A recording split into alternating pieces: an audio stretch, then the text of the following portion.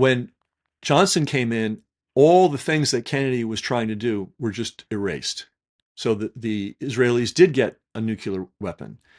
They continued to persist in not registering their lobbying activity, which they persist to this day.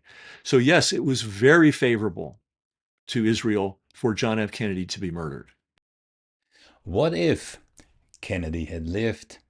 That's a question that lingers heavy in the air because it's not just about a man or a moment in Dallas. It's about the trajectory of an entire nation. It's about the policies that might have been, the pressures that might have been resisted, the wars that might never have happened. And when you step back just far enough, you see that the answer might not just be about America. It's about the whole Middle East, about Israel, and about forces that saw opportunity in Kennedy's removal. I've spent time in that uncomfortable space before. That space where official history and reality no longer line up. The USS Liberty is one of those places. An attack on a US Navy ship during the Six-Day War, an event so thoroughly buried that fewer than 1% of Americans even know it happened. I've done 2 dedicated interviews on it, I've discussed it with many of my guests, and have written an in-depth report on Substack about it that goes much deeper than any interview could. But each time I revisit that uncomfortable space where official history and reality no longer line up, the same patterns emerge. Inconvenient truth, quietly shelved because the implications are too politically costly to confront. And that's exactly the context that makes today's subject so provocative. Ken McCarthy's book, JFK and RFK's Secret Battle Against Zionist Extremism, advances a thesis that few dare to speak about, that Kennedy's assassination was good for Israel. It was good for Israel, but not in some abstract conspiratorial sense, but in the very tangible shift in US policy that followed Kennedy's assassination. The archival records clearly shows that Kennedy was pushing back. He was pushing back against Israel's nuclear ambitions, against the unchecked influence of the American Zionist Council, against the style of politics that blurred the line between lobbying and foreign policy control. His death removed an obstacle, but for whom? Ask yourself, who benefited? What followed Kennedy's death was an acceleration of the very policies he had resisted. It's not an easy premise to sit with. To accept it, you have to confront two uncomfortable ideas. One, that political assassinations can serve strategic purposes, and two, that the beneficiaries are not always who we expect. The ripple effects of November 22, 1963 run far beyond what happened that day, and McCarthy's research traces one of the most consequential currents, right into the heart of US-Israel relations. A note of caution, this isn't the history you get in classrooms. It's a history assembled from declassified cables, memos, correspondence, from contemporaneous press coverage, from the kind of material that forces you to look again at the events you thought you understood. And it's not just about Kennedy. It's about what happens when a pivotal figure is removed from the chessboard and the game continues without him.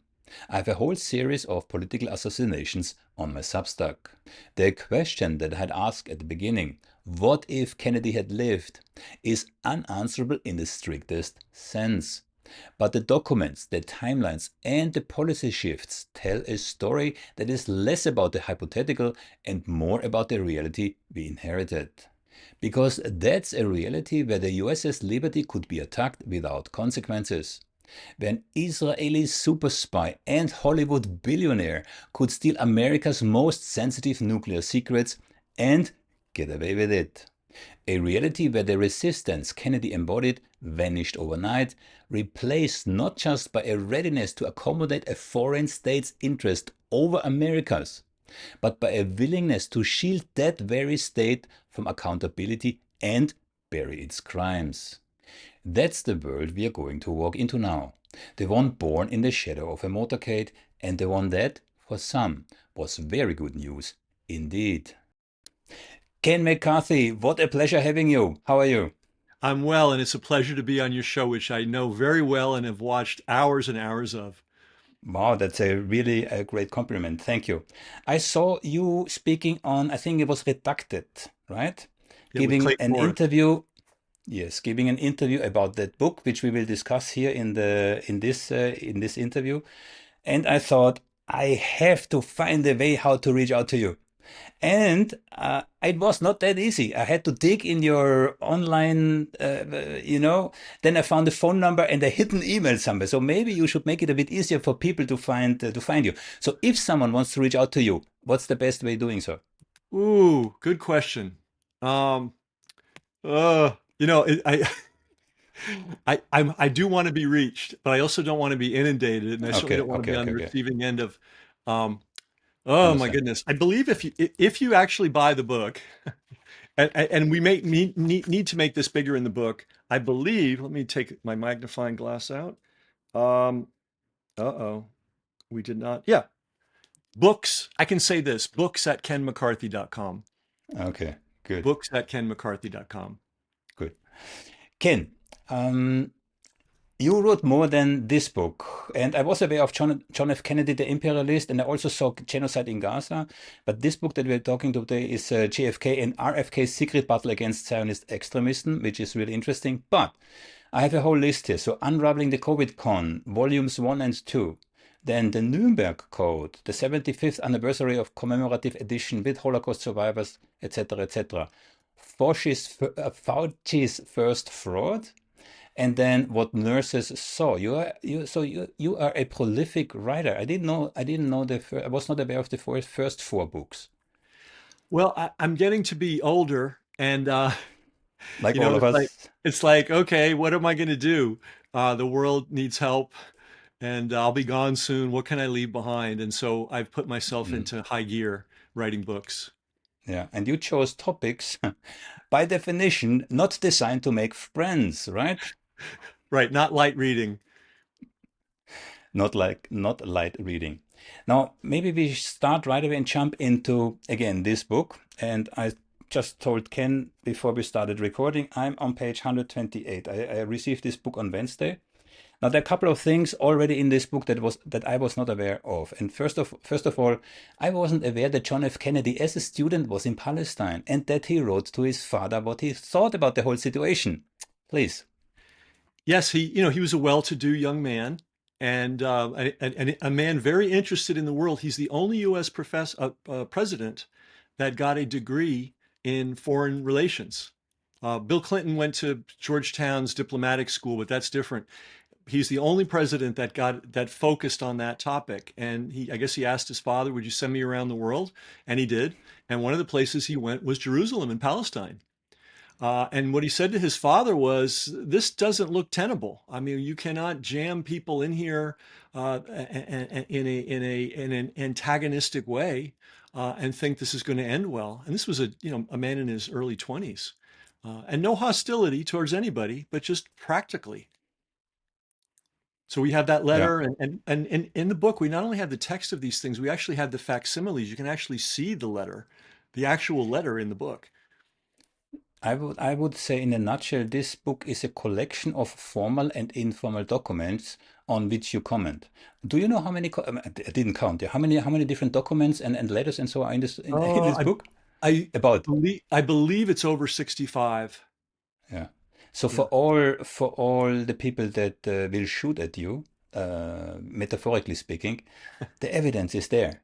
Yeah, you're not Yeah, and voicing opinions. that was the purpose of the book is, look, these things are in black and white. And you can read them. No interpretation needed. Yeah. They were both very clear. Yeah. I Both also brothers. saw you have the exchange between Kennedy and Ben Gurion extensively documented in here, especially when it comes to Dimona, the nuclear reactor, because Kennedy was against it. Yeah, we have to remember that one of the most foundational things in John F. Kennedy's life was to prevent war. He'd been a combat veteran. He'd seen war up front. He knew what the horrors were. He didn't want more war. He wanted to avoid it at all costs.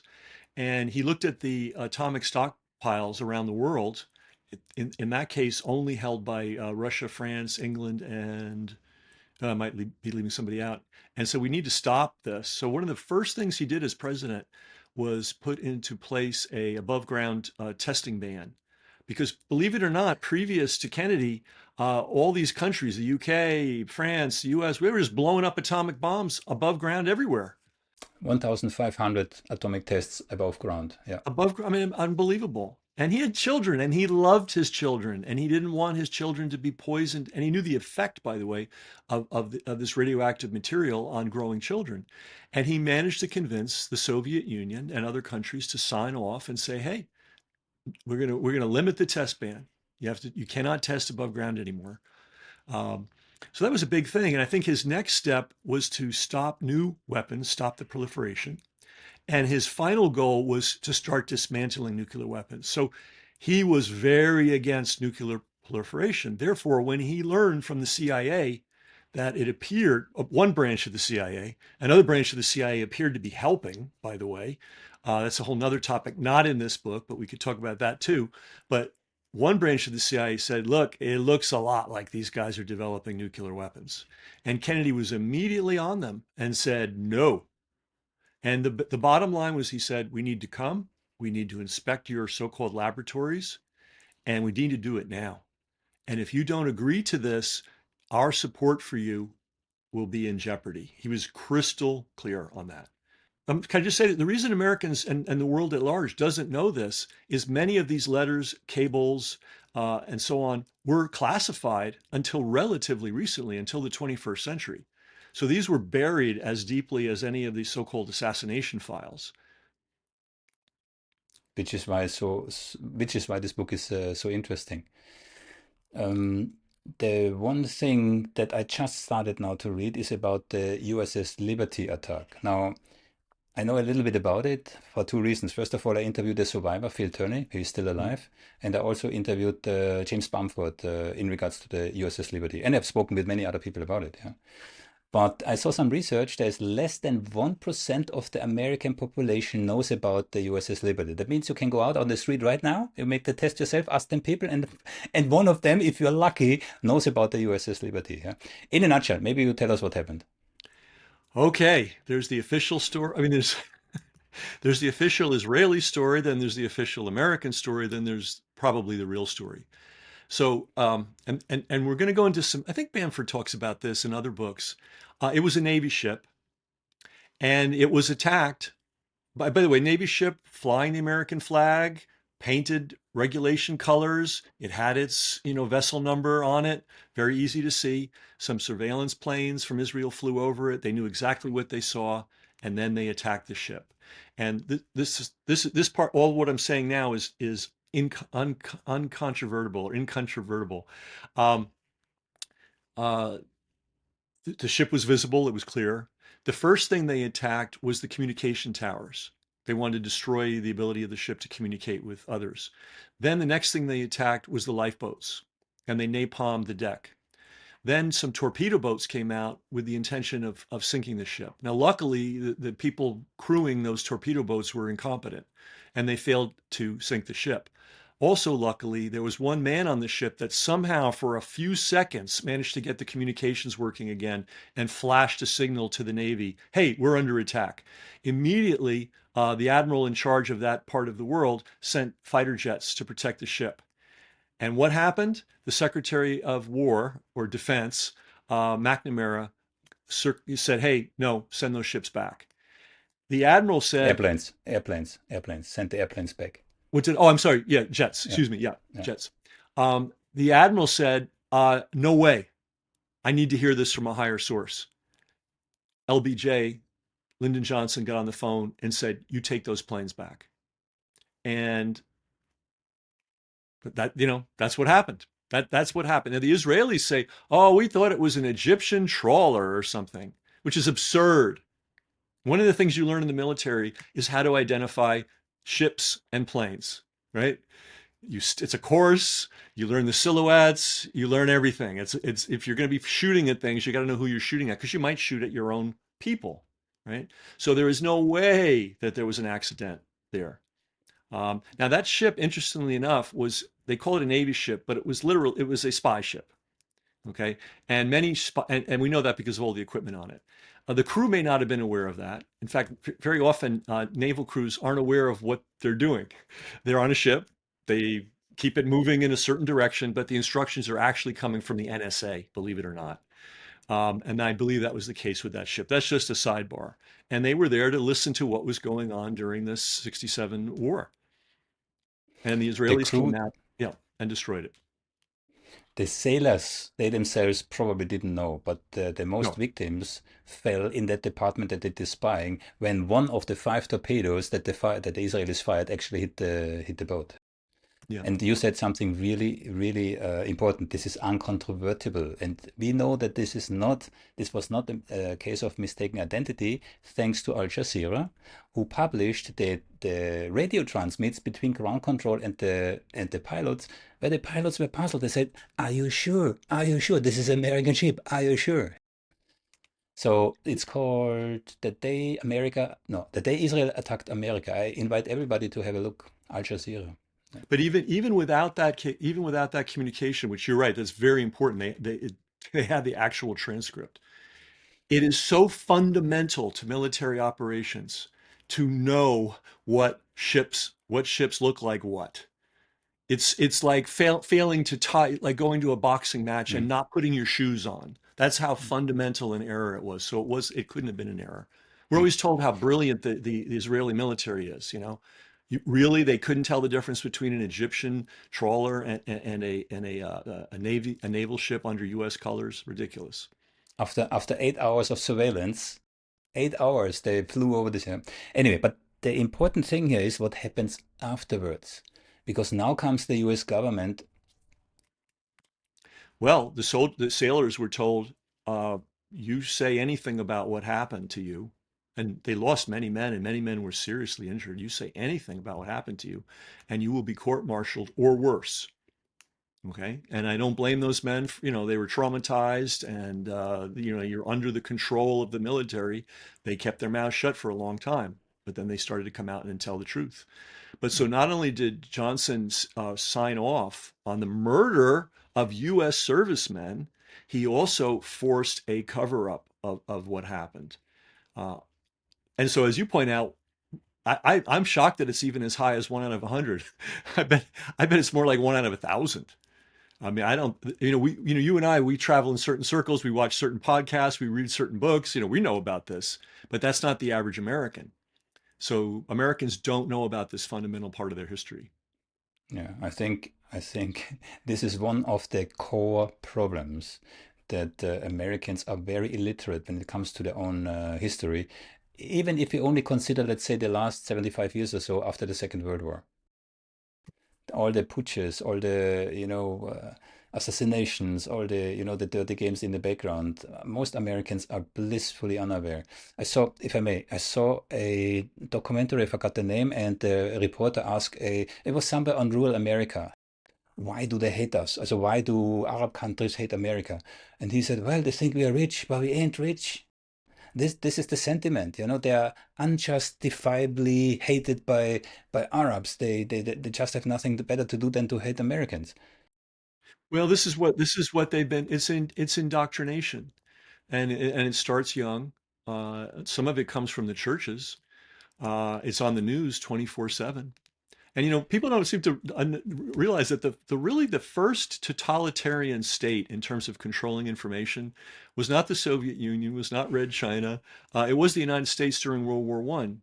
If anybody wants to dip into that history, the level of control over information that was exerted by the U.S. government during World War One, because the average American did not want to go to France and live in a trench for 6 months and get blown up.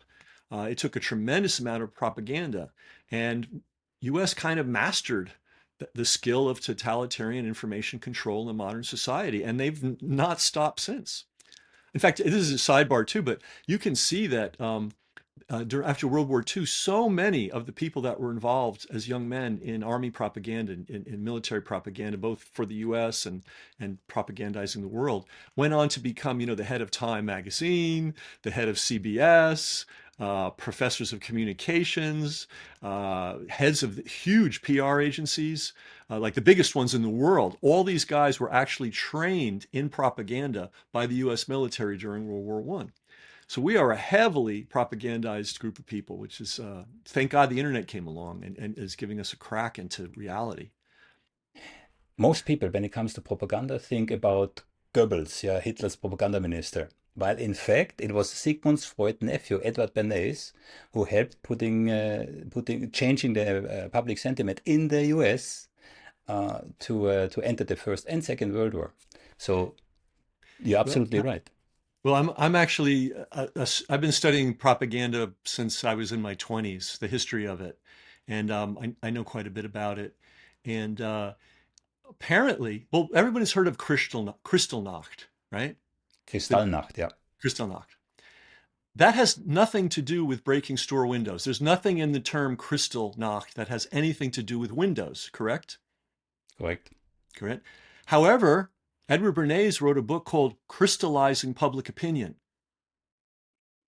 It's reputed that Goebbels had copies of Crystallizing Public Opinion in his office, which he gave out like party favors to people that visited him because he thought it was such a good book. So when we look at Kristallnacht, I believe why it was called that, it was meant to be an event, and that was one of Bernays' specialties, was creating events that crystallized public opinion. He wrote a whole book about it. So when we look at Kristallnacht, we have to think about Edward Bernays. And there's another fellow named Ivy Lee who's not as well known, but the Rockefeller, he was the man that tried to paint the Rockefellers as beneficent philanthropists. That was his job.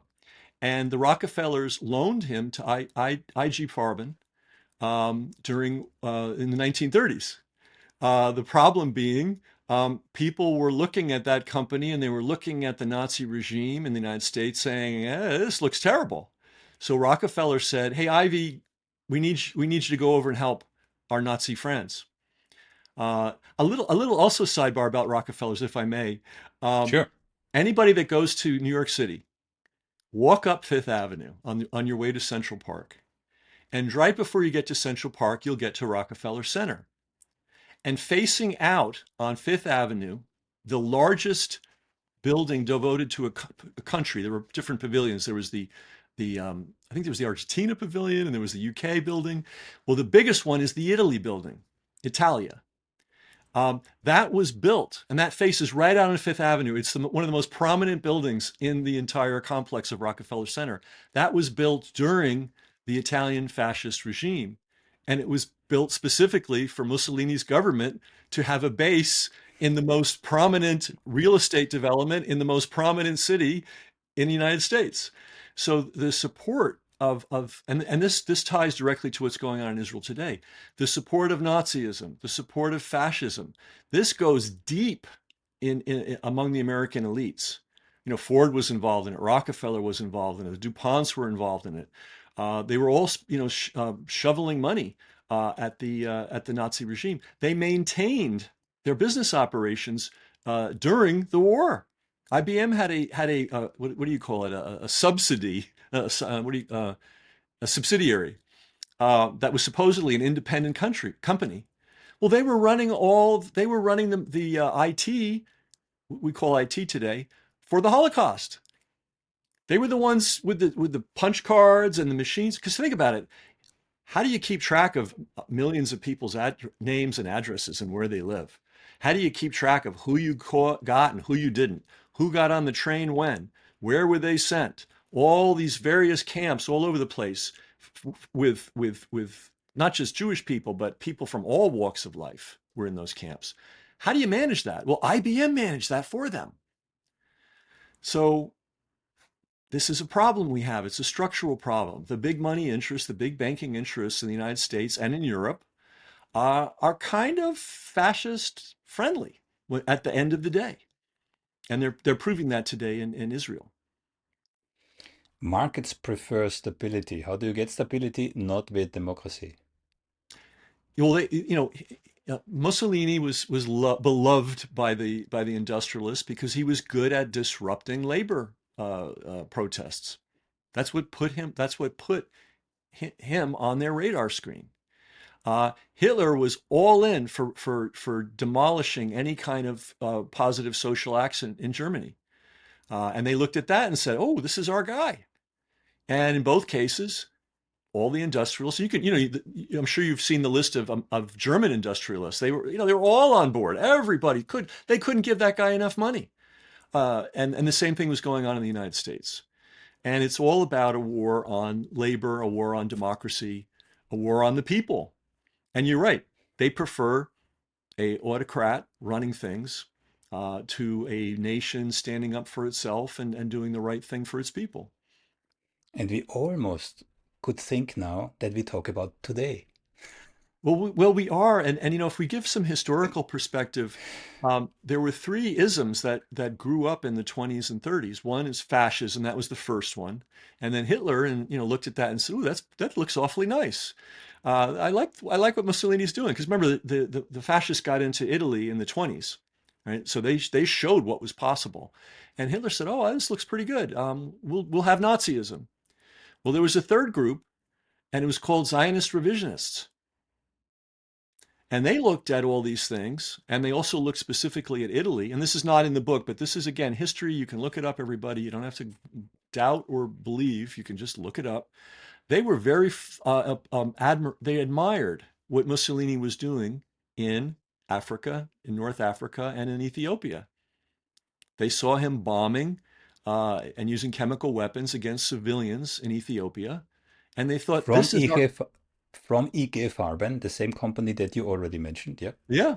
Well, someone's got to make this stuff, and it's hard to Mhm. make chemicals, so you need a big industrial complex to do it. And so they bought from the guys. And Zionist revisionists looked at that, and we should say there were many flavors of Zionism. There used to be. Now there's only one, and it's what's going on in Israel today and in Gaza. But there used to be people that had, sort of idealistic views and socialistic views. All that's been wiped out. But the revisionists had a very clear vision, which is that they hated Judaism. They hated the ways Jews operated in the world. They didn't like the pacifism that's inherent in Judaism. They wanted a strong, fatherland or whatever, whatever they called it. And they liked Mussolini, and they actually traveled in large numbers to Italy in the 1930s. Mussolini embraced them because he felt they had the same mindset that he had. And he allowed them to set up military training a camp, a naval training camp in Italy. And they were trained in the arts of war by fascist Italy with fascist Italy's cooperation. Because I believe what Mussolini's dream was to conquer the Eastern Mediterranean. He'd leave Northern Europe to Hitler, and then he'd get the Eastern Mediterranean and parts of Africa. And he thought, well, these Zionists could be very helpful to me. They're on board with killing Arab-speaking people. They're on board with killing civilians. So maybe we could use them to do what we want to accomplish in the world. Now, then Hitler finally laid down the law and said, in the 40s, maybe it might have been the late 30s, said, no more, you can't be supporting these guys anymore. But Mussolini was absolutely happy to support the Zionists.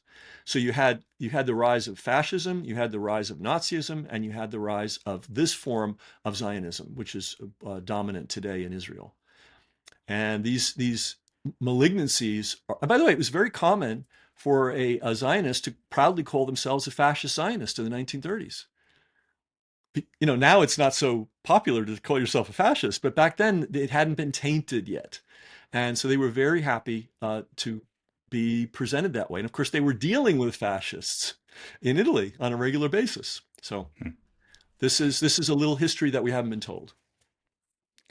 I'm looking at the book, and one of the words is Zionist. Yeah, Zionist extremism, actually, two words. And two things. So I knew from the first letter of Albert Einstein, but as many other people, I did not know about the second one.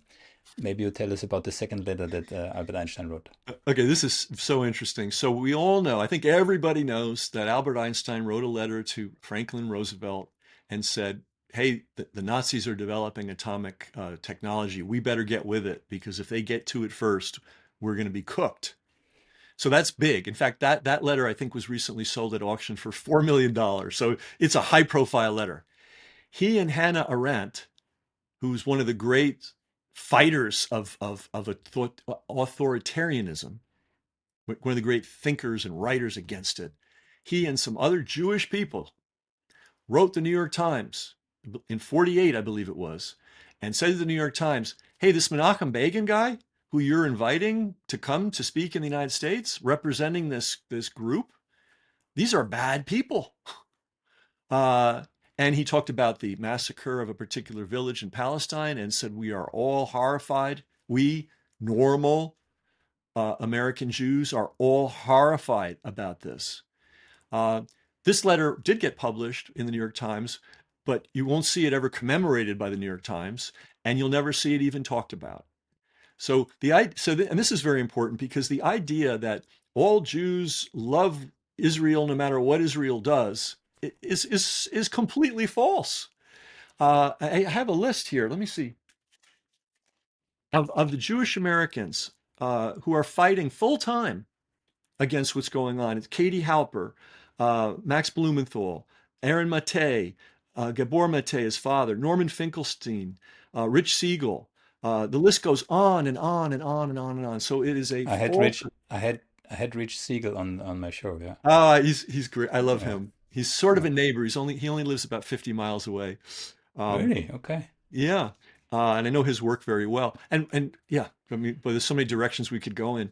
Hmm. But if anyone doesn't understand this, please grasp this. Zionism is not Judaism. Zionism actually, and you can talk to, there's a great rabbi who perhaps you've interviewed already if you haven't, Rabbi Jacob Shapiro.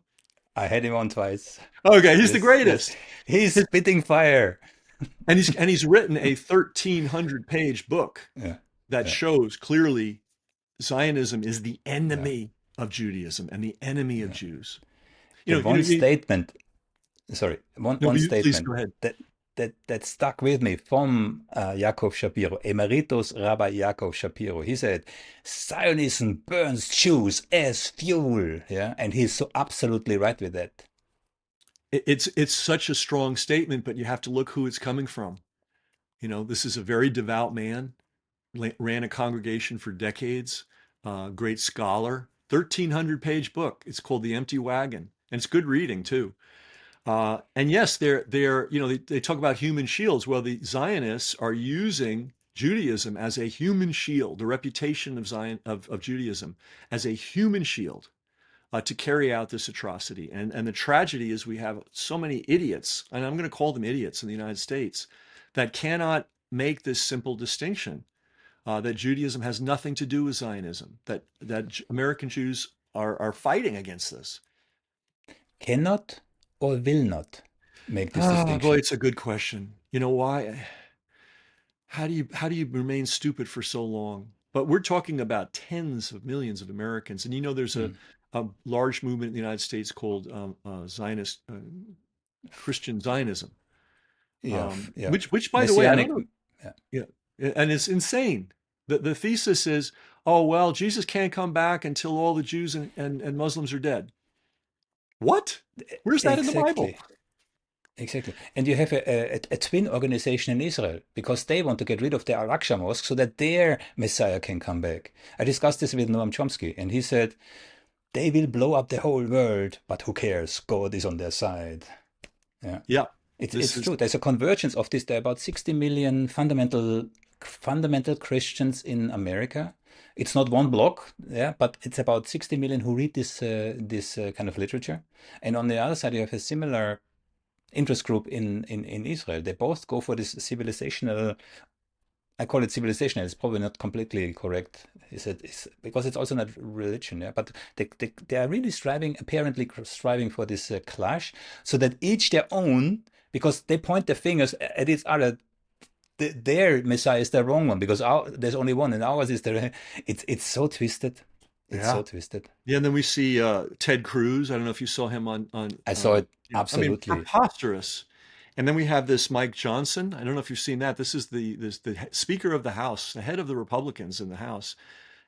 He immediately after his break, they have a break from Congress. He flew straight to Israel and started basically shilling for Israel and saying, hey, we have to support it no matter what. And unfortunately, he's got tens of millions of Americans so far that think this is okay. This is something that has to change unless that changes. Because all these Congress people think they are under, not only are they getting bribed by Israel, and they are all being bribed by Israel, but they all have the support of their evangelical constituency. Yeah. If you say bribe, maybe you should be a bit more specific. What do you mean? You mean IPAC or? Well, who knows? I mean, Mm, there's a million ways to receive money and yeah, favors, yeah, and they're all very good at it. yeah. And to take this to the book, not only was John Kennedy working diligently at shutting down the Israeli nuclear weapons program, he had tasked his brother Robert Kennedy with getting the various lobbying groups that were lobbying for Israel to register, to just follow basic US law. I mean, England follows the lobbying laws, Canada follows the lobbying laws, New Zealand follows the lobbying laws. Israel is allowed to just throw money anywhere they want to anyone they want, and it's okay. And it's not okay. It's in direct violation of our federal law. Explain to someone who doesn't know what does it mean? Registration to the Foreign Agent Act. Well, it's so interesting to also to know the history. The Foreign Agent Registration Act came up in the 1930s. And the reason it came up was people were aware of all the lobbying efforts that the Nazi regime was doing in the United States. And Americans were outraged. And that's why that law was put in place in the first place. And it basically says is, okay, if you're a foreign country and you want to lobby in the United States, fine. But you have to register. We have to know who your lobbyists are. We have to know where your money's coming from. We have to know where your money's going to the last penny. And I believe it's so strict that if you're a registered lobbyist and you meet with more than two people in the United States and you say something on behalf of your client, the text of that has to go to the State Department and has to go on record. Okay. Well, we don't have anything Wow. like it's very strict when it's enforced. Now, the problem is it's enforced very badly. There's all kinds of violations of that law, but no country is able to get away with more than Israel. And this, by the way, we have a Congresswoman, Marjorie Taylor Greene, who just yesterday, at great risk to herself and her political career and maybe her physical health, said, hey, this lobbying of Israel has got to be investigated.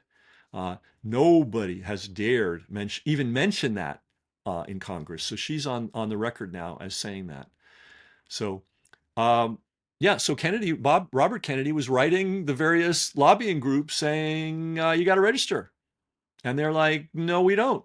And he's like, yes, you do. And we have, and again, the book is about 85% actual correspondence, telegrams, letters, cables.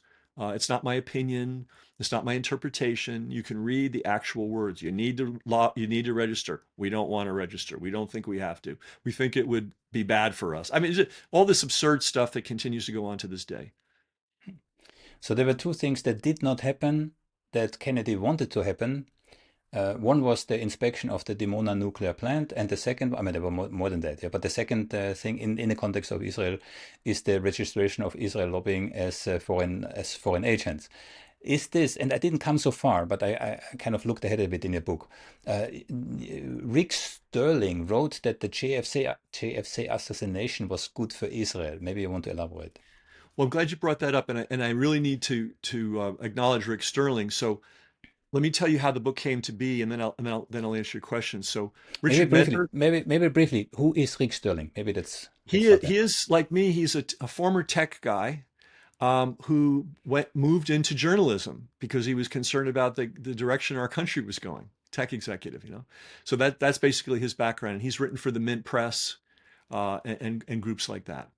So I'm sure you know who Richard Medhurst is. Does that Yeah, Yeah. yeah, yeah. So long ago, not long ago, a couple of years ago, Richard pointed out he found some documentation that there was some crazy plan to build a canal from the Red Sea almost through Gaza, and it would involve the detonation of 300 above ground nuclear weapons to help the digging. And when I saw that, my first thought was, well, President Kennedy never would have gone for that because we know his background. So I searched nuclear weapons, Israel, and up came Rick Sterling's article. And I reached out to Rick and we had a long talk about this. And I studied his article carefully. I said, Rick, your article needs to be in a book. And all those references, all those documents you refer to, I need to find them for you. And we need, like, I'm not, he already knew where they were, but it's kind of work to go out and find them and photocopy them and make a book and all this stuff. So I did that part. So we're both people that produced this book, and Rick deserves all credit. Um, Now, and I originally thought, gee, that's an awfully extreme title. How can you possibly connect the Kennedy assassination to what's going on in Gaza? That was my initial thought. But now I see it's absolute straight continuity, because uh, the death of John Kennedy and the death of Robert Kennedy later was very, very good for Israel. Lyndon Baines Johnson, who came from a Christian Zionist family, I forget the name of it's a cult. I can't remember the name of this particular, I don't know, something. His beloved aunt was an active member. His grandfather was an active member. They told him from the time he was a small boy, protect Israel. If anything happens to Israel, the whole world's going to come to an end. Um, I forget. I'm kind of going on a tangent here, but anyway. Oh no, I'm sorry. What I'm saying to say is that when Johnson came in, all the things that Kennedy was trying to do were just erased. So the Israelis did get a nuclear weapon. They continued to persist in not registering their lobbying activity, which they persist to this day. So yes, it was very favorable to Israel for John F. Kennedy to be murdered. It was the best possible news for them, because if you think of their two most important pillars of support are the fact that they have nuclear weapons and they can call up the Samson option. We've heard a lot about um, the Hannibal directive, but the Samson option is, hey, if we're going down, we're taking everyone down with us, and we have enough nuclear weapons to cause havoc everywhere. So the Samson option with their nuclear weapons is pillar number one, and pillar number two is a free hand to lobby the government of the United States. And they've corrupted our government. This is something that hardly ever comes up in the discussion. They've absolutely poisoned the United States representative government, because every single one of these people that's taking money from Israel is a traitor, and they're all in the Senate, and they're all in the Congress, and they're representing a foreign nation against the interests of the United States. I mean, that's traitor. So thanks to Kennedy being murdered, that lobbying was allowed to persist and grow like a tumor, and it has literally taken over the entire Congress and Senate of the United States. So had Kennedy lived, he probably would have gotten a second term. He would have been in that lab in Dimona. That would not have been allowed to continue. And the lobbying would have been enforced. It's very possible his brother would have been elected after him. Yeah. And so we would have had Kennedys in the White House all the way to 72. And they were not having any of this Zionist nonsense. They were perfectly cordial with Israel. Like there's no hostility in any of their communications. They were cordial and diplomatic, but they said you may not have nuclear weapons, and you've got to adhere to American law when it comes to lobbying. And their deaths, and you've got to include Robert in this, were the best thing that could have ever happened to Israel. That's just a fact. Are you? I have to be careful how I phrase I this here. know. What are you implying, or what are people who argue in that direction implying? Well, we Because I don't don't have want to to. put any words in your mouth. Yeah. Yeah, yeah, and please don't. I'm just looking at cause and effect. Honestly, it's a historical fact. The main thing is that Americans know that they once had a president who would never have tolerated one day of Israeli aggression against Palestinian civilians. He wouldn't have tolerated the first minute of it. We had a president like that. That's the message. That's the most important message I want to convey. However, we need to look at this. During the time of the assassination of Kennedy, both Kennedys, there was a man in the CIA named James Jesus Angleton. And now I'm drawing on open source. This is not a conspiracy. This is not my theory about, no, no, we can get these from scholars. We can get this from the CIA itself. Excuse me.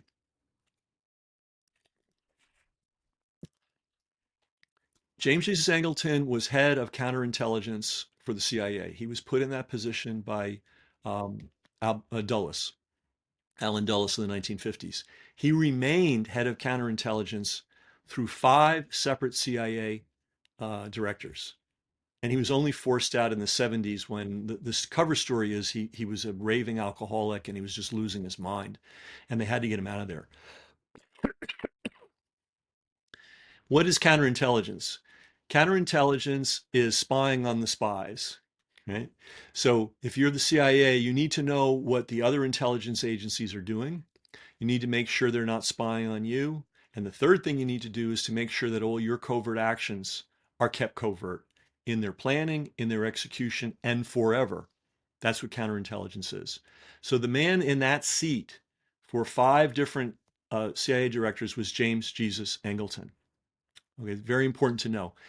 He happened to grow up in fascist Italy because his father was an industrialist, American industrialist. So you could not do business in fascist Italy without being friendly with the fascists. And being a very important American industrialist, he certainly had fascist visitors come to his house. He joined the OSS. He was trained in intelligence work by the British. He was in charge. The OSS put him in charge in Italy. When it became the CIA, they sent him back to Italy. He helped the whole Galen operation, right? Finding, hey, we've got this Nazi who has a big network in Eastern Europe. Let's take him into the CIA and all his nefarious people. He was a facilitator of that. Uh, Ever heard of the Gladio uh, project? Okay, Absolutely. Stay he was behind. he was the Italian man. He was the American in Italy for the Gladio project. And for people that don't know Gladio, it's very simple. They went out and they recruited fascists in not just Italy but every European country, and Yeah. they said, "Hey, if the Europeans, if the Soviets invade us, you guys, be ready. We'll leave you arms and so on and so forth." So Angleton was involved in that. Arms were shipped from Italy to Palestine for the Zionists through Italy when he was in charge. So there's a million ways that this Angleton was a nefarious figure. But here's the key one: he had a special agreement with Dulles that he and he alone would control all the communication between the CIA and the Mossad. Okay. And the CIA was one of the educators of the Mossad. The Mossad director came to the United States. He studied, he looked around, he was inspired. So the man who controlled the communication between Mossad and the CIA was James Jesus Angleton. He also was involved in running cover for the MK Ultra program. He was involved. He ran a thing called Operation Chaos, which involved basically sowing chaos in the United States and framing anti-war groups as being anti-American. Um, but he was beloved by Israel. He visited Israel every year starting in 1951, and when he died, they commemorated a memorial forest to him outside of Jerusalem. This is a hugely high honor, and his memorial service was attended by all the former Mossad and all the other people of that ilk in Israel. So he was essentially a Zionist. So this is just a fact.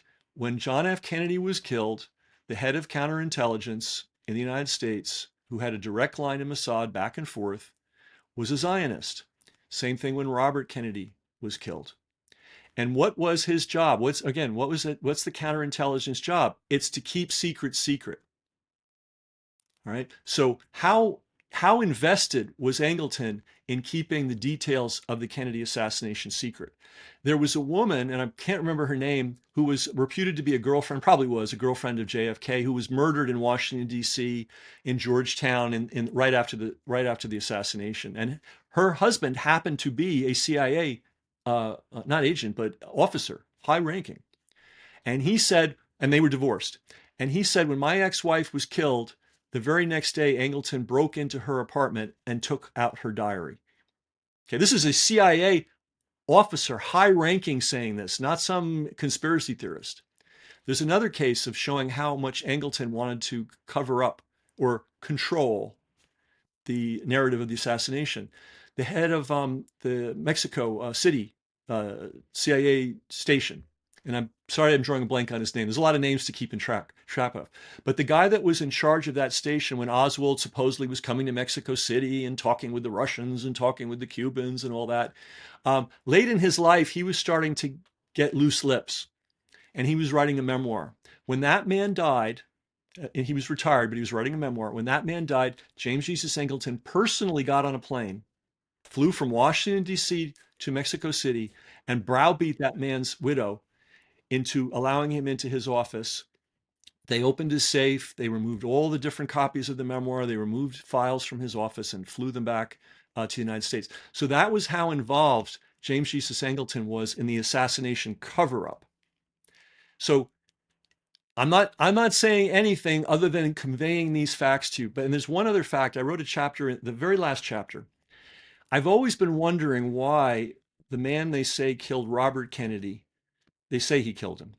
I always wonder why he was a Palestinian, right? And I was going to just make this a line at the very end of the book, and leave it up to the professional assassination scholars to figure it out. And then I realized, you know what? It's been 60 years. And I don't see any of them going there. Somebody's got to go there. All right. I mentioned that our friend James Jesus Angleton ran cover for MK Ultra. Okay. He and Maybe Richard. briefly, in a sentence or two, describe what is MK Ultra. Oh boy. Very simply, the CIA felt that it would be great to be able to hypnotically program assassins. It seems crazy, but they invested a whole lot of money in it. And one of the things they discovered was that there's a tiny percentage of the population that is extremely susceptible to hypnotic control. Okay. And they cast a wide net over the entire United States to find as many of these people as they could and start to train them. So they have an entire stable of these people. That's MK Ultra. The records were destroyed. And the only reason we even know this exists is they didn't know there was some cases of financial records in another building. So we've been able to reconstruct only a tiny portion of the program. It was vast, millions and millions and millions of dollars. So when we look at Sirhan, anybody that knows the story knows that you can't shoot a man behind the ear up close if you're standing 5 feet in front of him. That's physically impossible. The story is Sirhan shot Robert F. Kennedy. The problem is the wounds to Robert F. Kennedy are powder burns, and they're right behind his ear. So he couldn't have, right there. That's, if there's a powder burn, it means the powder hit Close. the skin. So knowing that, and then people, many professors, psychiatrists, knowledgeable people who examined Sirhan in detail. Dan Brown from Harvard was one of the leading experts on hypnosis. He said this is one of the most hypnotizable human beings I've ever seen. He's just so susceptible to hypnotic control. So we have MK Ultra casting a wide net around the United States, trying to find people to carry out nefarious deeds. They had a big stable. We know that James Jesus Angleton, who was very friendly with Israel, to say the least, was very knowledgeable at MK Ultra's operations because he was running cover for it for Richard Helms. From that vast stable of potential patsies, they picked a Palestinian. Now, there are not a lot of Palestinians in the United States. That is a very, very, very rare ethnic group. Okay. The other thing that I found strange was two other things. I'll say there was a clipping in Sirhan's pocket from like a month ago talking about Kennedy agreeing with all the other congressmen to send Israel some weapons. Who clips something and walks around with it for a month? And what happens to something that you clip and keep in your pocket, newsprint, for a month? Okay. That's also very, very, very strange. Um, yeah, so that's kind of, and again, I'm not saying that it happened any particular way. I'm just laying out all the, oh, the other thing, this is very important. Kennedy did not die right away. Robert Kennedy did not die right away. So there were headlines in the old, we have social media, right? But in the old days, they had newspapers and they would do special editions. If something happened late in the day, they would type it and run the presses and get it out on the street so they could sell papers. So there were newspapers that were out the night Kennedy was shot and still alive.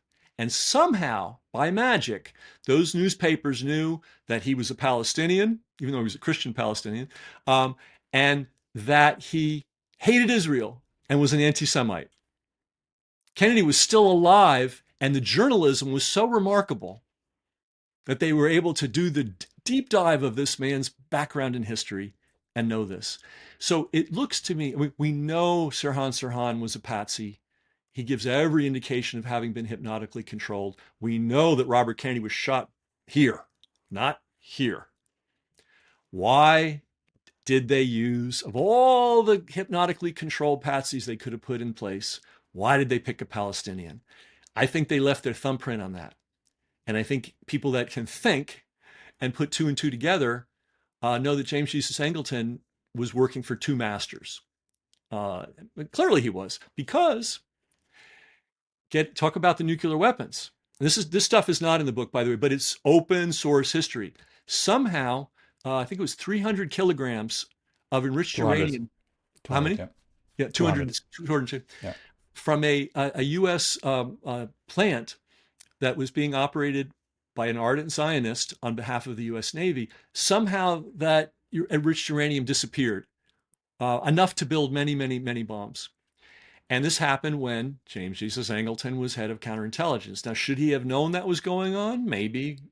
But what he did do was, when Nixon found out about it, he told Nixon, don't bring it up, don't publicize it, don't make an issue of it. Nothing good can come of this. So we don't know that he was involved in it. A lot of people think he was. There's a lot of evidence that he was, but we don't know for sure. But we absolutely know for sure he was involved in the cover-up. And there's one other cover-up that I want to bring up related to Angleton. There was a guy, last name Efron, and he was a very interesting character. James Jesus Angleton hired somebody, or tasked somebody, with reading Lee Harvey Oswald's mail in 1959. Okay, this is back now, guys, and again, this is out now, right? 1959. That man, and they kept that man. They revealed that, about a decade ago, but they wouldn't reveal the name of the man who was tasked with the job. His name was Efron. Efron was also tasked with being James Jesus Angleton's spy, basically, in the Warren Commission. Notice that James Jesus Angleton doesn't appear in the Warren Commission. This will blow everybody's mind. Why not? Because the role of counterintelligence chief in the CIA is a classified position. It's classified today. Go to Google. Try to find out who the head of CIA counterintelligence is. You can't find out. So Angleton couldn't show up at the Warren hearings, so he sent Efron to sit in and listen to Maria Oswald being interviewed by the Warren Commission. These things were kept secret until just a few years ago, the identity of this man. Who was this man? Well, his cover was that he was a world trade attorney who had offices in Washington and Tel Aviv. He needed to fly back and forth between Washington and Tel Aviv all the time. And he was an employee, an agent of James Jesus Angleton, tasked with the very sensitive task of keeping track of the Oswald story. So, smoke, perhaps fire. Talking about nuclear materials stolen from the US. And again, I have not read your whole book yet, so maybe you covered it, yeah. I But don't. there It's not, is that part is not in the book. no, That is no, so. Yep, another case, another case. yep. So there is a Hollywood billionaire and Israeli super spy with the name of Arnon Milchan in the US. Did you cover it in your book? I didn't, but we could talk about him. Please do. Okay. Let me just say one thing. And then I hand the microphone to you. So I interviewed James Bamford. Actually, James Bamford brought me on this story. So I have an interview with James Bamford.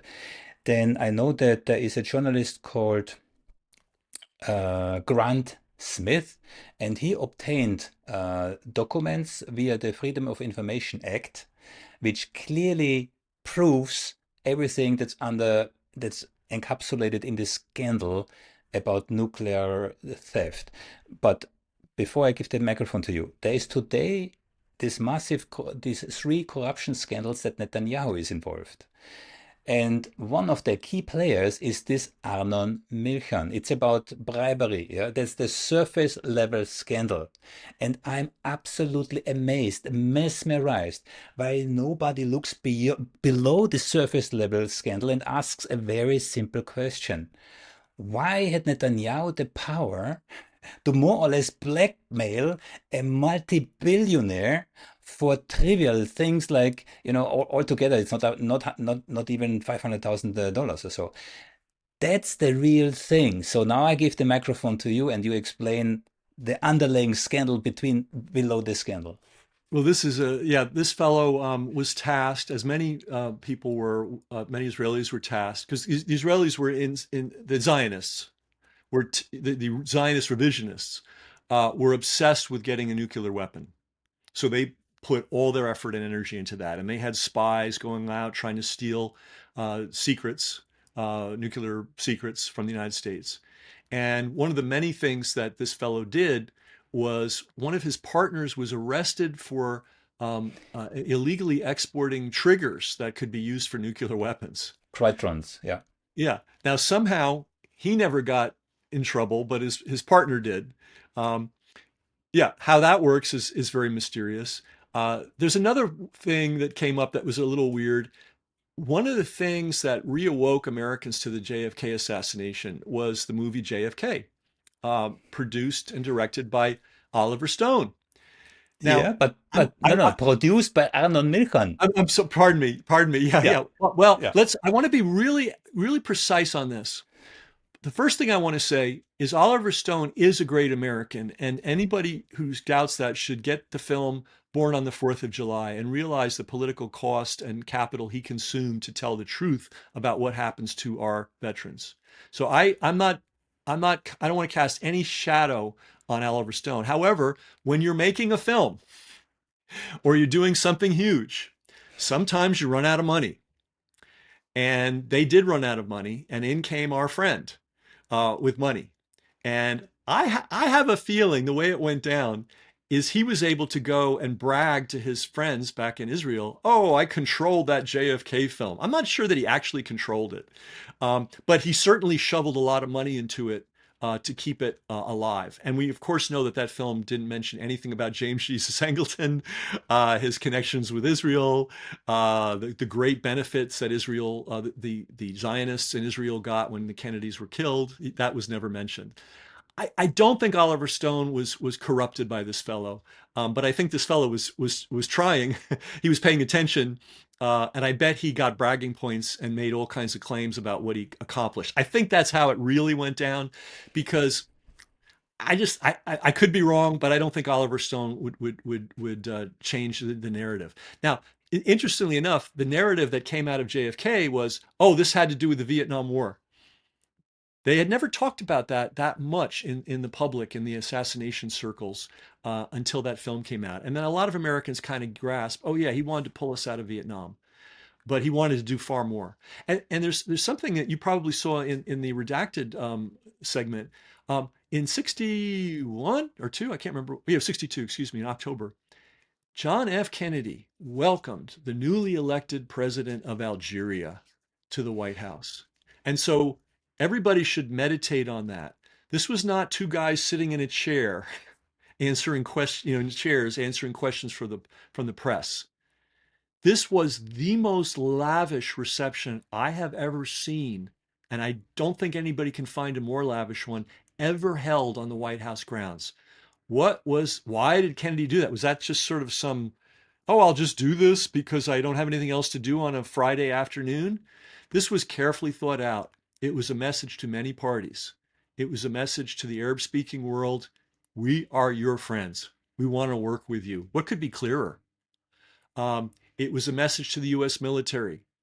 These guys are our allies. These guys are esteemed. If you recall the video, the film, every single head of the head of the Navy, the head of the Army, the head of the Air Force, the head of the Marines with full color guard was there. That's a very strong message to our military. And what message has our military been getting since Kennedy was killed? Arab speaking world is dangerous. They're terrorists. They're our enemies. This is that's the brainwashing they use to send so many young men over to Afghanistan and Iraq. That's not where Kennedy was at. And I guess to take this full circle, the main point of this book is we Americans once had a president that wanted to be friends with the Arab speaking world, that took bold, clear action on that. He wanted to control the nefarious activities that were going on in Israel and in the United States by Israel. We had a president like that, and he was killed. And all that initiative that he was following has dissipated. And now we have a Congress, Senate, and House that's been entirely corrupted by a foreign nation. That's This the is message of this something book. as an this is something that puzzles me, and it's still in the context of Arnon Milchan. If you allow me to elaborate a bit Please. more for people who do not know, yeah. So Arnon Milchan is a Israeli citizen and makes his money in the US. In the last 10 or 20 years, no, 25 years in Hollywood. Before that, as an international arms dealer, especially in South Africa. He produced films like Pretty Woman, 10 years, or what was it, 10 or 12 years of Slave, the JFK, as we already said, yeah. Yeah.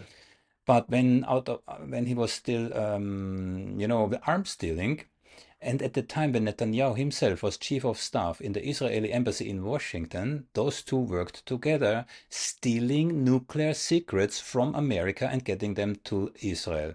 And again, what I said already, this is known through documents obtained through the Freedom of Information Act. So this is not speculation, right? Now, the interesting twist in this story is that Arnon Milchan made a mistake not that long ago. He started to brag, and I have this clip, on a Hebrew-speaking television show where he compared himself to James Bond. At that time, you felt like maybe, everybody looked to me like a James Bond. And Robert De Niro is sitting next to him confirming everything he said. I remember at some point I had asked Arnon about that, being friends. I was curious, but not in an accusatory way. I just wanted to know. And he said, yeah, I did. I'm Israeli. That's my country. Now, he thought, okay, this is in Israel, Hebrew speaking, nobody will watch this in the US, but he was wrong. Someone in a government office saw it, and they revoked his 10-year visa, which is quite unheard of. Oh, I Yeah. didn't know So, that. Wow. yes, they revoked his visa, and the punchline is still coming. So, Arnon Milchan became pretty much upset because he needs this visa to earn his money in the US. So, he approached Netanyahu to get this fixed. What did Netanyahu do? Netanyahu reached out 3 times to John Kerry. 3 times. And at the end, he achieved indeed what they wanted. So Arnon Milchan got his visa reinstalled. And that's the scandal below this bribery scandal. This is why Netanyahu has Arnon Milchan at his... almost said a word that would have upset the YouTube algorithm. And I don't understand why this is not more published. This is relevant today because these 3 corruption scandals in Israel against the sitting prime minister, who is a war minister, accused of genocide by the ICG or ICC. I'm not entirely sure International anymore. Court of Justice. Yeah. Yes, ICJ. This is relevant today, right? And nobody picks it up. Well, they don't. It's more like they put it down. Like, you know what I Yeah, mean? yeah, They yeah. leave it lie. Yeah, I mean, Yes. journalism, the state of journalism is so pathetic, and luckily Americans know that. You know, they know at least that they can't trust anything that they see on TV. But yeah, I how mean, could you leave? even your book, you had to self-publish, if I understood this correctly, Oh yeah, because there nobody was would. no, No, no oh, this is danger. I mean, this is. I'm. That's why I'm not so I'm not so quick to give out my contact information. Um, But yeah. but but it seems to me that Americans need to know this basic part of their history, And I'm going to sound a little bit like the broken record. They need to know that once there was an American that stood up to this, that wanted friendship with the Arab speaking nations, that wanted progress for all, right? And did not want Israel to have nuclear weapons and did not want Israel to corrupt to the core our representative system here in the United States. I mean, there's Mm. not a single, with a few exceptions, there's hardly a single congressperson who is not on Israeli's take, on the Israeli take. I mean, it's unbelievable. I mean, they fly to Israel. I mean, you saw. I mean, we mentioned this guy, Ted Cruz and Mike John. I mean, Mike Johnson, absurd. He literally went to Israel now, right now, in the middle of this. It's beyond Holocaust. I don't think there's language for this. He went to Israel to do a commercial for United States citizens on how great Israel is and how we have to keep supporting it no matter what. They've destroyed our country. These are our representatives. There is this kind of sentiment that American administrations, consecutive administrations, I don't know how long this goes back already, really put the interest of Israel before the interest of their own people. And what case in point could be stronger than the USS Liberty incident, where a sitting president recalls rescue efforts while his own soldiers, sailors, are being slaughtered, unarmed. This is really Yeah. amazing, and Well, that's I'm Johnson. afraid.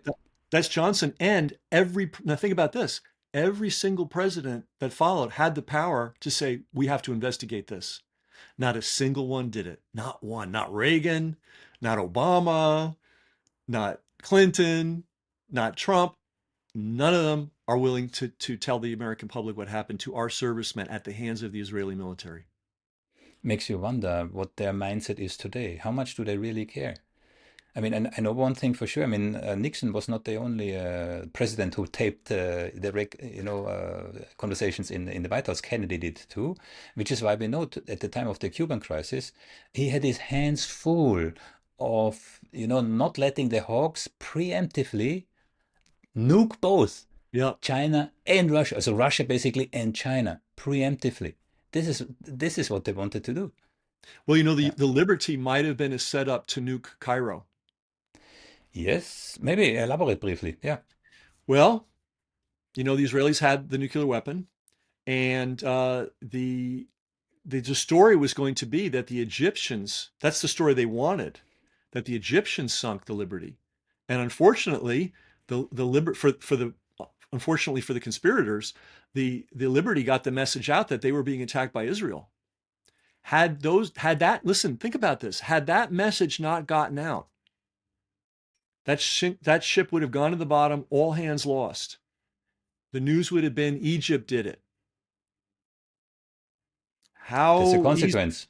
how easy That would it have been to push? I mean, Kennedy wouldn't have gone for it, but they would have tried to push Kennedy. Now, what if what if the Israelis had said, "Oh my God, they've hurt our great ally. We will step in and we'll nuke Cairo." Because the Israelis that have done that before. If we go back in history, the Suez Canal crisis, right? Who put in the canal? The French and the English. Why? Because you have to connect Asia to Europe. It's so important. How are you going to rob Asia if you can't easily get to and from Asia, right? Um, then when Nasser in the 50s said, you know what, that canal's on our land. Here's some money. It's ours now. The British didn't invade. The French didn't invade. They waited a few months for appearances, and the Israelis invaded and attacked yeah, but Egypt. there was some collusion with the Oh, British. Yeah. oh, well, clearly, Yeah. clearly. And now let's take this full circle of nuclear weapons. How did France, which also was part owner of the canal, how did they reward Israel for that? They started sharing nuclear technology with them. Did you know? And Israel has a lot of bright people and a lot of scientists, or they used to. I don't know what's going on there now, but a lot of great scientists found themselves in Israel. The French and Israelis worked together on the French nuclear program. There were Israeli scientists in Algeria when they were doing above ground testing. See, this is all a full circle in Algeria observing. Okay. So my feeling about these Zionists, they were put in place originally by, the banking interests. look, we need, it's an important part of the world, and nobody there looks like us, and nobody there thinks like us, and nobody there is on our side in particular. We need, hey, these guys, they kind of look like us. We could probably control them. Let's put them in the middle of things in case we need. It's like a gangster operation, right? I don't personally want to sell crack, let's say, in a bad neighborhood, but here's some hoodlums. I can send them to that corner to sell crack. And I think that's essentially, I mean, they even say it. Oh, Israel is our aircraft carrier in the Middle East. What? The Uns- unsinkable aircraft carrier, What or kind the of, villa in the jungle. I mean, what kind of craziness is that?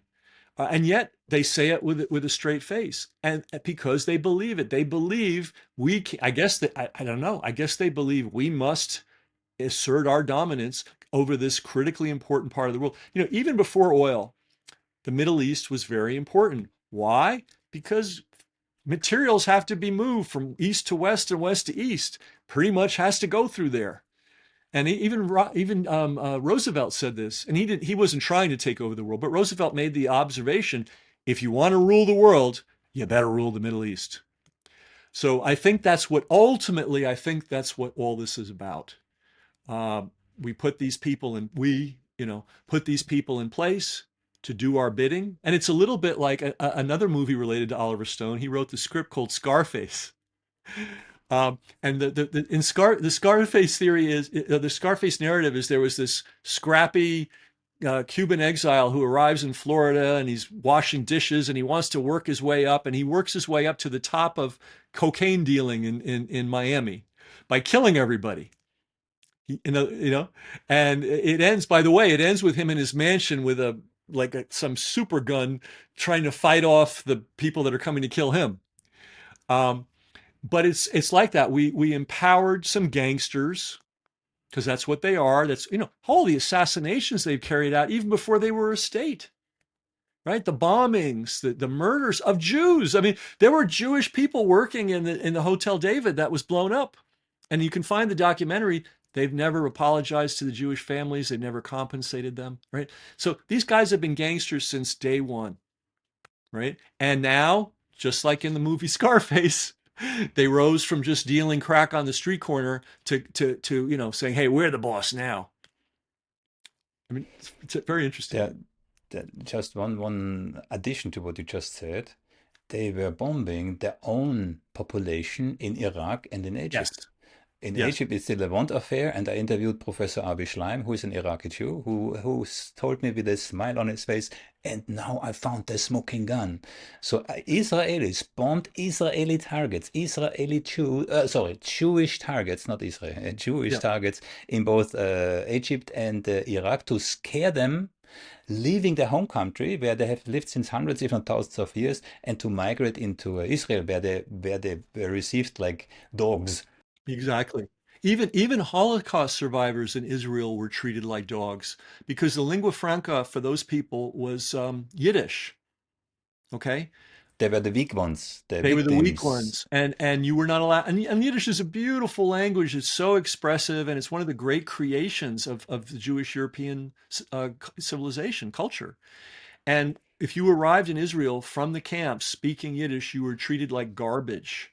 Uh, Katie Halper, who's doing a film on interviewing Holocaust survivors, says they were called soap. That was the slang word to denigrate Holocaust survivors in Israel who arrived speaking Yiddish. Soap, because of the myth that they made Jewish people into soap. So yeah, you're absolutely correct. Why did they do that? Why did they bomb and attack Jewish people in various parts of the Middle East? Because they wanted to get as many Jewish bodies into Israel as they could, and they imported people even from Ethiopia, who they've also treated very, very badly. They just wanted to build up their numbers. They also, and this is another kind of loop, a month or two after Robert Kennedy was assassinated, a guy just appeared on the scene in New York City called Meir Kahane, Rabbi Meir Kahane, I the know him. Jewish Defense League. I was a kid. I was a teenager back then. This guy was out of his mind. And he was finally charged with terrorism. I think their plan was to rent apartment and shoot missiles into the UN. I mean, some craziness, and he had to flee. He was the most despicable, racist human being you've ever heard of in your life. He would say things like the Arabs are a cancer; they need to be cut out. You can find these statements. I Okay, have it. The Arab is a cancer in our midst. And you don't coexist with a cancer. A cancer you either cut out and throw out, or you die. I have it. you have it right. So he fled to Israel where he was protected. They originally were hands off with him, but bit by bit, he became his philosophy. He's now dead. He was assassinated, but his philosophy became the predominant vision in Israel today. It all comes from Meir Kahane, and apparently Meir Kahane was funded by our friends at the CIA initially because he was so good at mustering support for the Vietnam War among the Jewish community in New York City. So Bobby Kennedy gets killed, and a month or two later, and whenever you see somebody become prominent rapidly, that person's being helped. It's not happening by now. Maybe the CIA, it may be a public relations firm, it may be a corporate interest, but that's not happening spontaneously. So somebody made Kahane into a big figure and helped him foster that poison, which is now the guiding principle of Israel, and we see it in Gaza and we see it in the West Bank. Exactly. Carnism, also Ben Gvir and Smotrich and so, they're falling exactly in line. Oh yeah, I mean the Yeah. things. I mean, it's unbelievable. I mean, it's such a horror. It's a war, by the way, against all humanity. Anybody that thinks this is happening in another country and therefore it's, not really relating to us, it is a war against humanity. All the laws that were passed after World War II to protect civilians and to keep, to prevent these kind of slaughters, they're being violated. And you've got to think that once that door is open, it's going to open all over the world. So this is, in addition to the horror that these innocent people are going through, this is a horror. This will be a horror for the whole world. It's just being a matter of time. You said something again, you said something spot on, because what we're seeing in Gaza now and potentially in the West Bank is the blueprint for what will happen, because especially Israel is an arms manufacturer. They sell their battle-tested weapons, right? All those big weapons concerns. And look at the stock markets, yeah, they're up and up and up and up. Why is that? Because the whole world is arming itself to the teeth. Who are they going to fight? The enemy? But where is the enemy? Outside or inside? So in some I mean, authoritarianism is on the rise everywhere. Populism. These things that we are seeing in Gaza, sooner or later you will see them elsewhere. Question is only, where is the next hotspot? Now that we are at the tail end of 500 to 600 years Western dominance, this will change. Well, we see it already in the United States. Thousands of U.S. Policemen, Like top military, rank, yeah, totally like militarization of the, yeah. and they go and they learn that what Arab-speaking people are a threat, and they learn to use maximum violence against civilians. I mean, there are a lot of things that U.S. police are doing now that they learn directly from Israeli training. So yeah, it's bad. It's it's uh, it's bad. Ken, are there any, I mean, again, I really regret I didn't have more time to read the book. What are other key topics, items in your book that we have not scratched on? Well, Because I know there's more. well, it's a simple book. It's about 85% original documents, and it's just educating the American people. What other hot documents, what are other, bombshells are hidden in the second half of the book? Oh, well, it's all some of it's just pedestrian. I have to say, some of it's just pedestrian correspondence between Robert F. Kennedy's office and the Israeli lobbying group. It's not it. I think the biggest bombshell here is that we once had a president who was fighting Israel getting a nuclear weapon. He was fighting their violation of the foreign agent laws. They were fighting hard. They were going to win. because he's the president of the United States. He could have pulled the plug on their support. He didn't win. He died. And starting with Johnson, all the other presidents came in and they were happy for the Israelis to have nuclear weapons, and they were happy for Israel to lobby without limit and corrupt our political process in the United States. And the book is just all the documents that showed that this was going on.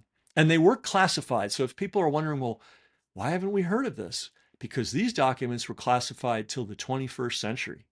So there was no way of even knowing this battle was going on. Now you have to ask the question, why were these classified? What's the big deal? If you read some of them, indeed, you wonder. But then, of course, if you take the context into consideration, yeah. Yeah. So we've... Ken, it was a fascinating discussion. Yeah, and I'm really looking. I mean, in 3 days I go on vacation. I take this book with me. I'm really looking forward to reading the rest of it. I even think of reaching out to Rick Sterling. I have to see. Oh, Rick's obviously extremely knowledgeable, probably more than me. I mean, I'm better on the what he's actually more knowledgeable about the details of each document, right? Because he wrote the main essay, or the essay on that, and identified the documents. So he's actually quite knowledgeable. I'm a little bit more knowledgeable on James Jesus Angleton Angle and the assassination of Robert Kennedy. And the fact that Angleton was not only the thing we have to remember, he controlled all communication between the Mossad and the CIA for 20 years. So that means anything that we knew about what was going on in Israel went through his desk first. Then if he wanted, he'd release it to the CIA. Then if they wanted, it would be released to the president. Because you said Mossad, so I had it a couple of times in the back of my mind, and I don't know if you can comment on it, yeah. But we have now this whole Epstein saga. Now, every time I hear Epstein, I don't think about Epstein. I think about Robert Maxwell, because Robert Maxwell, so actually via Ghislaine, via his daughter, is the link to the Mossad. So for me, it's like crystal clear what happened here. Right? I mean, Robert Maxwell was this media mogul. He was suddenly floating dead on the ocean, fell off his yacht, was buried on the most secret spot in Jerusalem, where normally only Prime Ministers, Golda Meir, and who else is there? Yeah, all the dignitaries from Israel and the Western world were at his funeral. That was a guy who robbed his own companies empty, took all the pension money from all his people who worked for him. But he worked with the Mossad for a long time. And my understanding is, and I read a 700-page book about it, yeah. He sold encryption devices to governments around the world. But, of course, the Israelis had a backdoor. So for years, for decades actually, the Israelis had access to almost all government encrypted information around the globe, right? Yeah. So there's this deep connection between the Maxwell family. His daughter was growing up in this circle, and now we have this Epstein guy who, for I don't know how many decades, taped, naughty things with the powerful people. Now, and everything is gone. Now Trump is saying everything is gone. There's nothing to see. Oops. And the building, one of the buildings that he used to do that was the most expensive private residence in Manhattan. And it was given to him by Lex Wexner, an arch Zionist. So it's so obvious. It's so patently obvious. By the way, a little minor historical detail is kind of interesting. Who introduced Epstein to Ghislaine? Was that not Trump? That was Trump, I believe. No. In Mar-a-Lago or something. No. That was, see, and this really completes the circle. A British arms dealer. That's who introduced, and who, by the way, Epstein worked for. See, what Epstein got fired. It's so interesting to me, right? There's all these books and 10,000 hours of podcasts, and you'd think everybody would know everything, right? When Epstein got fired from Bear Stearns, he was out of luck. He went over to England and he somehow met this arms dealer guy. He may have already known him. And this guy hired him to do special projects. And he was the person that introduced Epstein to the Maxwells, arms dealers, right? Arms. It's a big business. Arms and secret services. Yeah, And secret those services. are the co-joined twins. They always go Yep. together. Yep. Yeah. Okay. Ken, was my pleasure. I really enjoyed our conversation. Yeah, I'm not always that engaged. I try to step back always. Yeah. But again, I have this all fresh in my memory because I spent the last couple of days really immersing myself in your book. Okay. Great. Well, thanks for having me. And I love your show. I have to just reiterate this. I'm a longtime fan, and I appreciate the fact that you're doing these programs because they're some of the best on YouTube and Great other compliment. channels that you use. Thank you. All the best. Congratulations. If you made it that far, you're ahead of the pack and nobody can take this away from you. But before we wrap up, I want to leave you with these thoughts. Critical voices like the ones you hear on this channel are being silenced. Their videos buried, shadow banned, erased from view. My own Twitter account has been suspended. That's the reality we are living in. If you want to make sure you keep hearing these conversations, unfiltered, unedited, and critical of the mainstream narrative, subscribe to my Substack. It's the one place the algorithms can't erase us. It's free and the link's in the description below. So stay informed, stay connected, and remember, always look beyond the headlines. Over and out.